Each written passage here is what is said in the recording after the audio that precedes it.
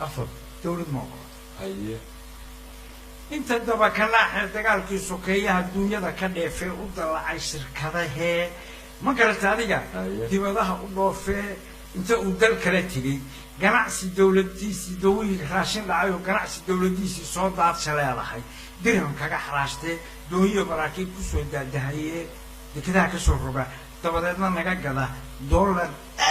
u tiro badan degeniya nabadii kuwaas dawlad ma ogola waxay ku diideen dambiga sameeyaan daayicdoon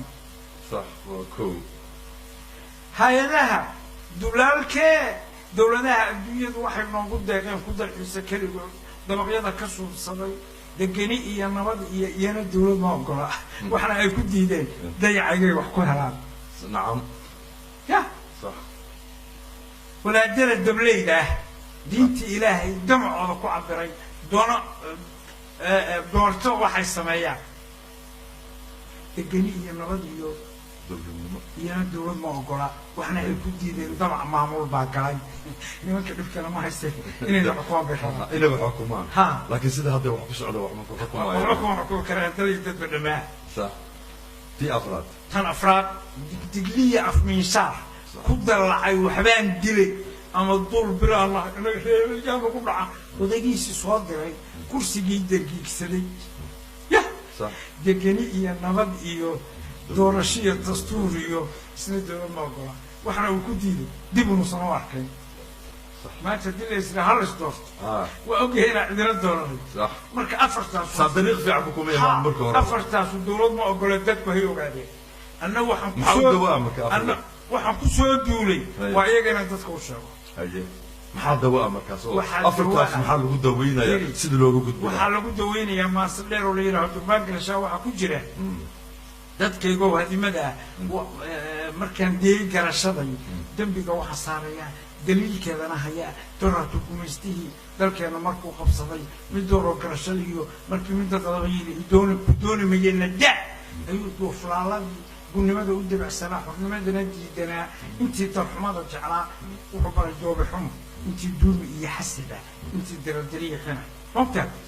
dadkeygoo hadimada waxaan ku daweyn karaa inaan isku duubanaa daacada alle kaashanaa dulmiga iska waanaynaa xaqana u dagaalanaa waxaa iyaga u dawa ah inaan nidhaahno soomaaliya waa hal qoys soomaaliya waa hal qodob soomaaliya waa hal qaran soomaaliya waa hal qolo waxaa arkaysaa nimo waaweyn oo ku doodaya aniga wasiirkiyagime wasiirnalama siino ana waxaa idhaha tuugga waa naxadi lahayd mota صح ninka wasiir reer hebel doonaya dee tuugu raba ummadda soomaaliyeed waxaan u sheegayaa wasiir waa wasiir qaran buu wasiir u yahay wasiirka maaliyaddu soomaaliya u yahay waxaa laga rabaa dhaqaale